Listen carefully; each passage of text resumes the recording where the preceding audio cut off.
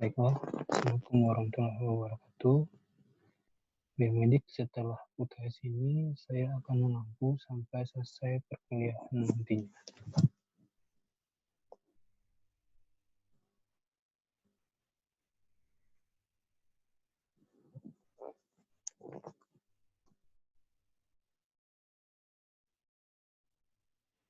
Baik, sebelum melaksanakan perkuliahan, kita akan membahas tentang kontrak perkuliahan yang akan kita laksanakan.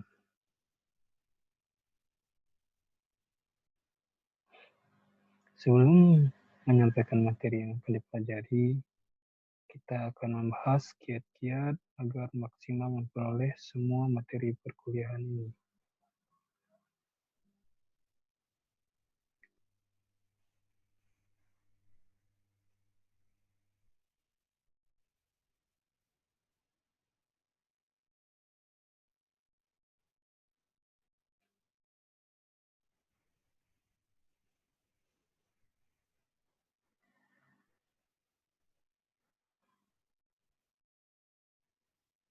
Maka yang harus dilakukan adalah pertama membaca materi terkait sebelum perkuliahan dimulai, kemudian mengerjakan semua tugas-tugas yang diberikan,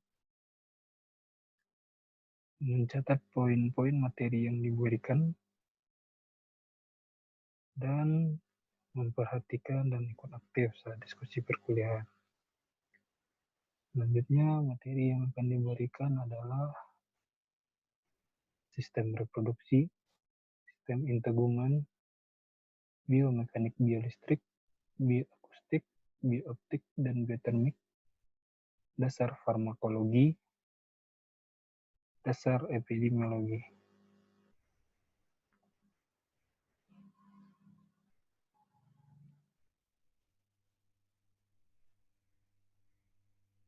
Tugas yang harus dikerjakan selama perkuliahan ini adalah membuat resume, membuat presentasi, membuat makalah, dan kemungkinan nanti kita akan melaksanakan suatu proyek yang merupakan tugas akhir dari perkuliahan ini.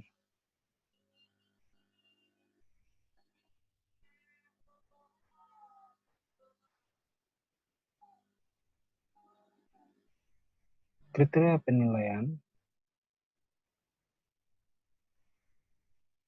selama perkuliahan ini yaitu tugas itu dengan bobot 25%, yang terdiri dari tugas dan seminar, kemudian sikap juga 25%, terdiri dari kehadiran, keaktifan, sikap.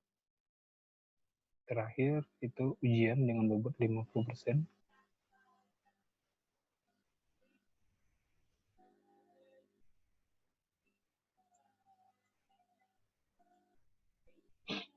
Dan terakhir untuk nilai UAS ini akan nanti ditambahkan dengan UTS dan nanti nilainya akan dibagi 2.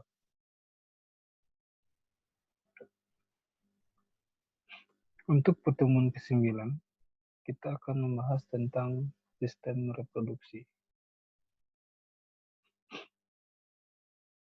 Reproduksi bagi makhluk hidup itu bertujuan mempertahankan keberadaan jenisnya.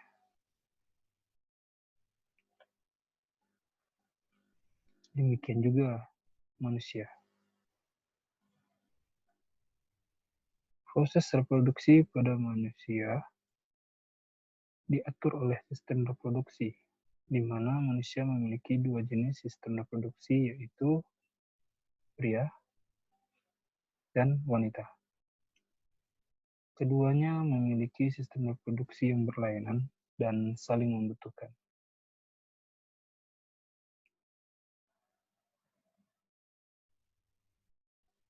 Pada pembahasan kali ini ada 2 keilmuan yang akan kita pelajari, yaitu andrologi dan ginekologi.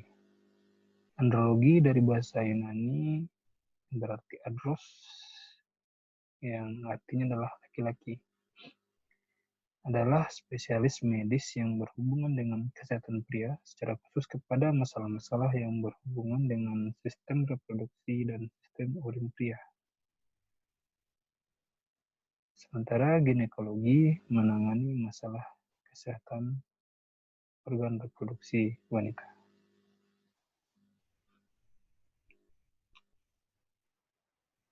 Topik satu yang akan kita bahas yaitu struktur dan fungsi organ reproduksi pria. Bagian luar atau eksternal reproduksi pria yaitu penis yang berfungsi sebagai saluran tempat keluarnya semen dan air kemih. Kemudian bagian internal yang terdiri dari saluran sperma dan testis yang berfungsi menghasilkan sperma dan testosteron.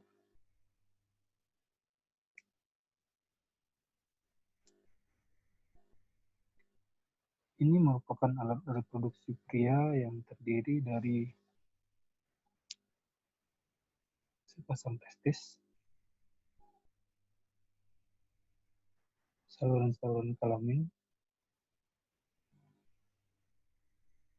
kelenjar-kelenjar tambahan, dan penis.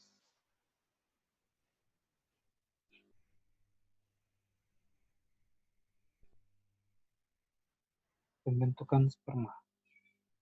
Selanjutnya spermatogenesis atau pembentukan sperma.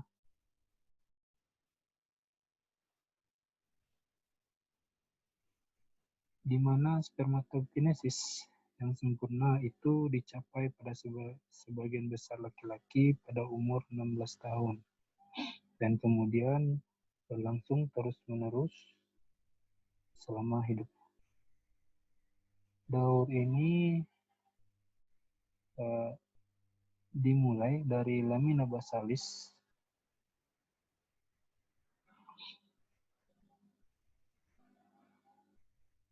lalu pada saat spermatozoa berkembang, maka spermatozoa ini akan mendekati lumen tubulus.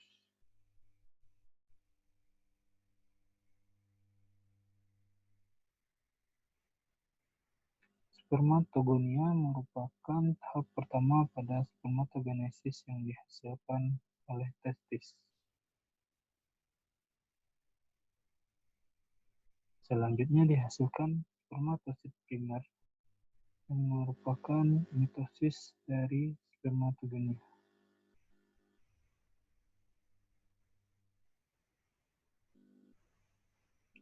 Selanjutnya dihasilkan spermatosit sekunder yang merupakan meiosis dari spermatosit primer. Lalu terjadi meiosis dari spermatosit sekunder yang menghasilkan spermatid.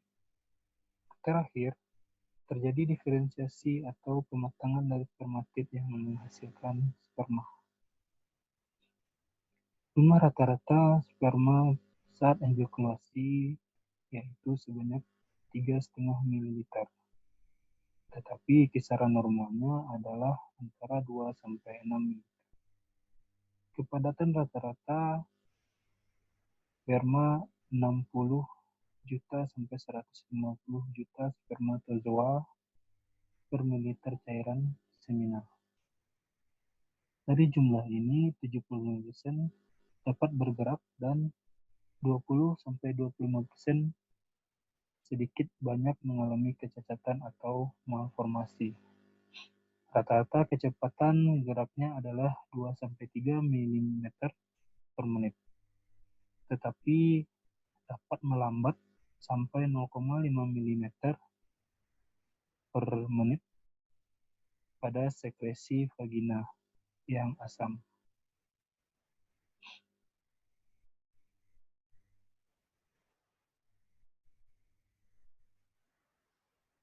Bentuk sperma yang telah matang terdiri dari kepala, leher, bagian tengah, dan ekor. Kepala sperma tebal dan mengandung inti haploid yang ditutupi badan khusus yang disebut akosom. Kromosom mengandung enzim yang membantu sperma menembus sel telur. Bagian tengah, sperma mengandung mitokondria spiral yang berfungsi menyediakan energi untuk gerak ekor sperma.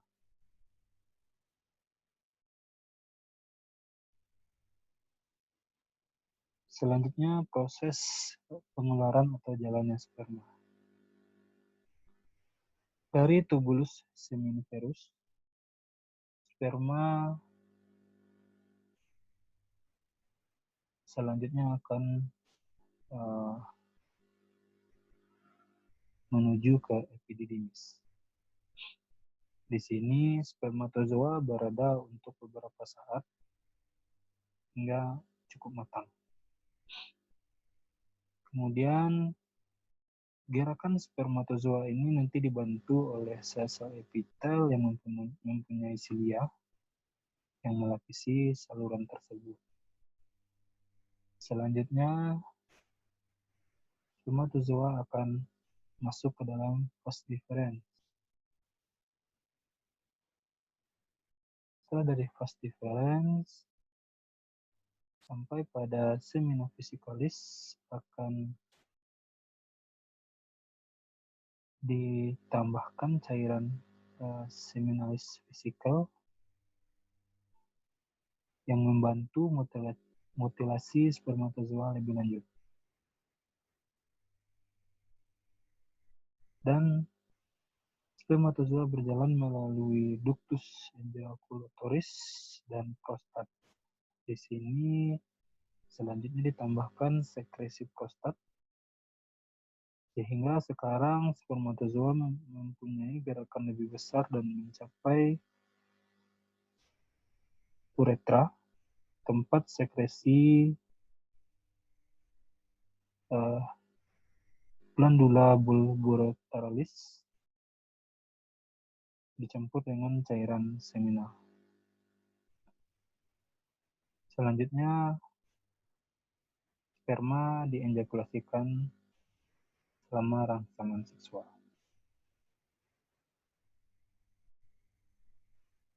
Selanjutnya, topik kedua kita itu struktur dan fungsi organ reproduksi wanita. Di mana alat reproduksi wanita dibagi atas dua bagian, yaitu eksternal dan internal. Bagian eksternal terdiri dari beberapa bagian, yaitu vulva, merupakan satu daerah yang menghubungi vagina, mons pubis atau mons veneris, lapisan lemak di bagian interior sipisis os pubis. Pada masa pubertas, daerah ini mulai ditumbuhi oleh rambut pubis.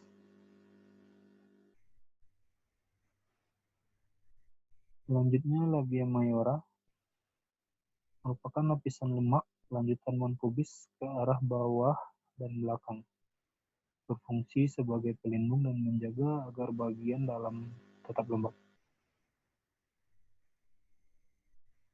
Kemudian labia minora merupakan lipatan jaringan tipis yang mengandung ujung saraf. Kemudian ada klitoris yang merupakan organ kecil yang terletak pada pertemuan antara kedua labia dan dasar mons pubis. Dan terakhir itu perineum yang merenggang pada persalinan dan kadang-kadang perlu dipotong atau episiotomi untuk memperbesar jalan lahir.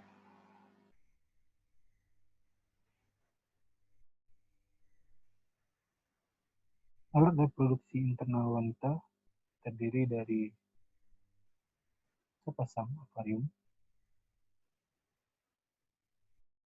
oviduk atau tuba fallopi, uterus atau rahim, dan vagina atau saluran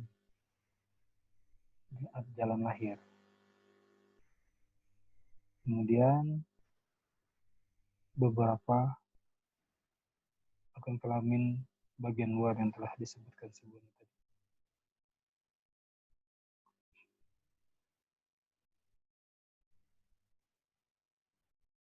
Uterus atau rahim itu berfungsi sebagai tempat tumbuh dan berkembangnya janin dan mampu mengembang hingga 500 kali.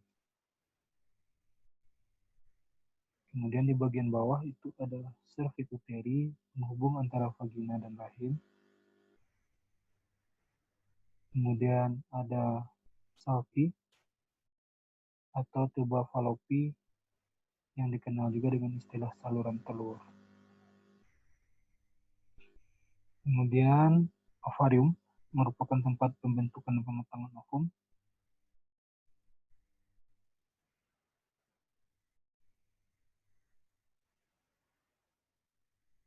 Dan terakhir ada vagina, tempat ekskresi uterus pada masa haid untuk jalannya lahir dan juga berfungsi untuk kopulasi. Selanjutnya, oogenesis atau pembentukan sel telur. Siklus ini dimulai dengan pembentukan sel kelamin primordial. Selanjutnya, folikel primordial berupa berkembang terus-menerus. Tapi selama masa kanak-kanak, folikel ini tidak satu pun yang mencapai pemasakan. Dan pada waktu pubertas, satu folikel dapat menghasilkan proses pemasakan dan disebut folikel de Graaff, di mana di dalamnya terdapat sel kelamin yang disebut oosit primer. Dan selanjutnya oosit primer dikeluarkan dari folikel dan siap untuk dibuahi.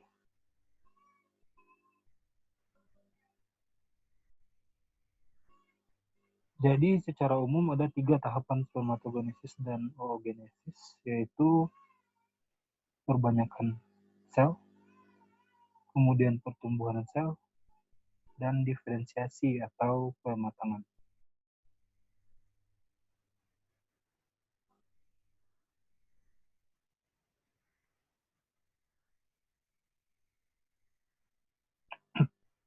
Selanjutnya kita akan membahas konsep dari fertilasi atau proses pembuahan,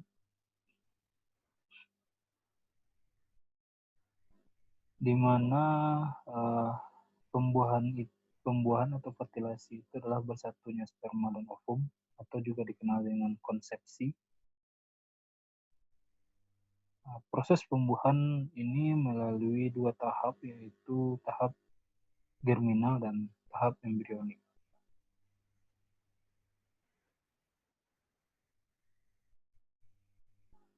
Ada beberapa istilah yang harus kita pahami pada proses pembuahan atau fertilasi ini, yaitu pertama, konsepsi adalah bersatunya ovum dan sperma.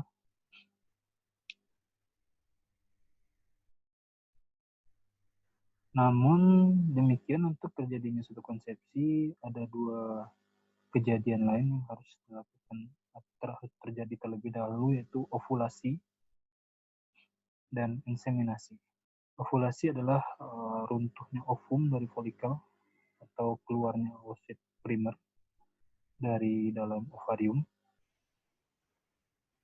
Ovum yang dibebaskan kemudian akan masuk ke dalam tuba falopi.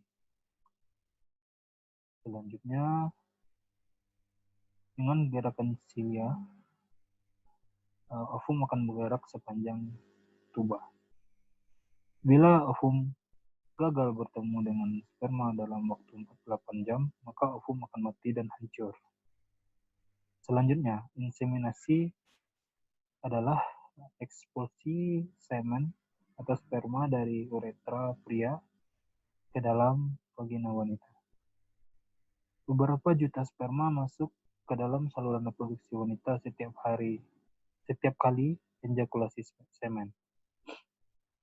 Dengan menggerakkan ekornya, Dan dengan bantuan kontraksi muskular yang mengelilinginya, sperma bergerak melalui uterus ke dalam tubuh falopi dengan kecepatan 1 kaki per jam. Sperma hidup selama beberapa hari, berenang seperti kecebong, dan bila ovulasi terjadi selama hari-hari tersebut, ovum akan dibuahi segera setelah meninggalkan ovarium. Paling tidak 50 juta sperma membutuhkan cukup banyak sekresi enzim untuk dapat menembus mahkota radia yang mengelilingi ovum.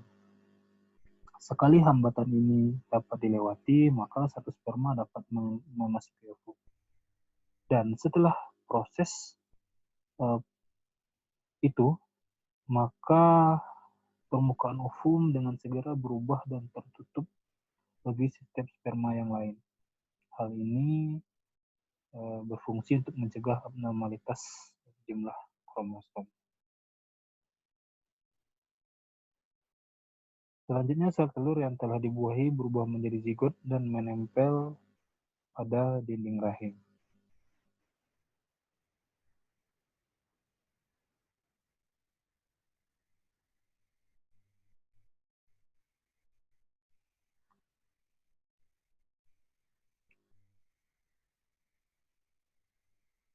Ini merupakan tahap proses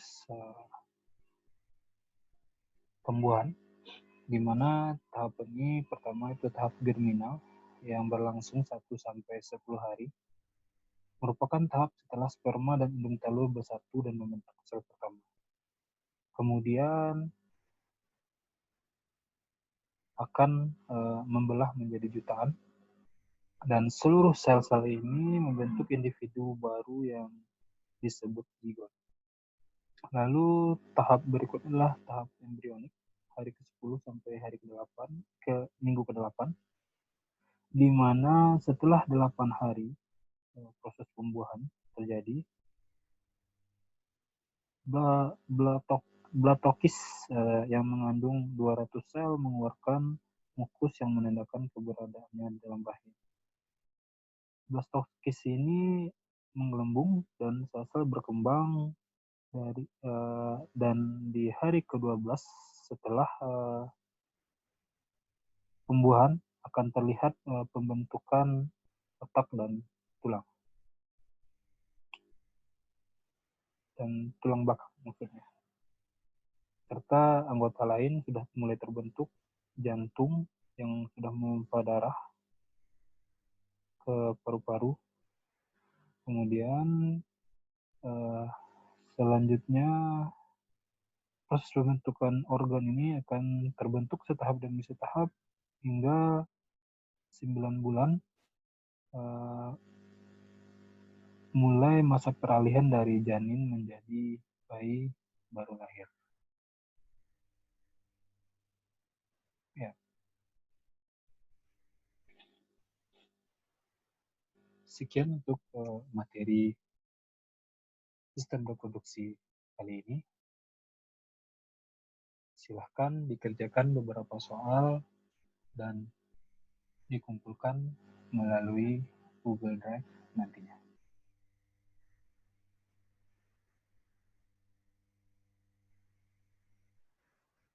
Sekian pertemuan kita hari ini. Saya tutup dengan Assalamualaikum warahmatullahi wabarakatuh.